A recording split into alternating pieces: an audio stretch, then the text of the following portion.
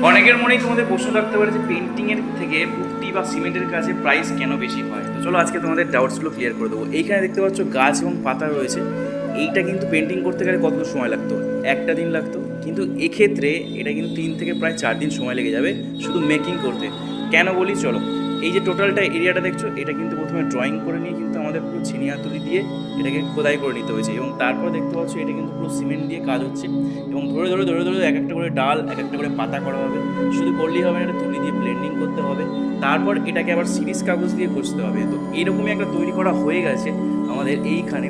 এখানে দেখতে পাচ্ছ ফুল পাতা রয়েছে, এটা একটা করতে কিন্তু আমাদের হয়তো 1 থেকে 1.5 দিন লাগবে শুধু পেন্টিংয়ে, কিন্তু পুট্টিতে এটা কিন্তু 3 দিন করে লেগেছে। এক একটা দেখতে পাচ্ছ এখানে যে কীরকমভাবে করা হয়েছে এবং ঘষা হয়ে গেছে। কিছু কিছু জায়গায় হয়তো ডেন্টিং ইনডেন্টিং থাকতে পারে, তো সেক্ষেত্রে কিন্তু আবার পুট্টি লাগাতে হয় এবং আবার ঘষতে হবে।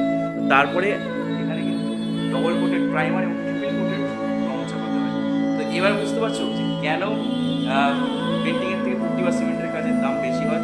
তোমার ডাউটস ক্লিয়ার হয়ে গেল। এরপর থেকে যখন প্রাইস বা পেন্টিংয়ের প্রাইস বা এর প্রাইস ডিফারেন্সিয়েট হবে, তোমরা ভাববে না যে এটা শুধু দেখে মনে হবে খুব সোজা, কিন্তু আদতে এতটা খাটনি হয়। তো চলো টাটা, দেখা হচ্ছে নেক্সট ভিডিওতে।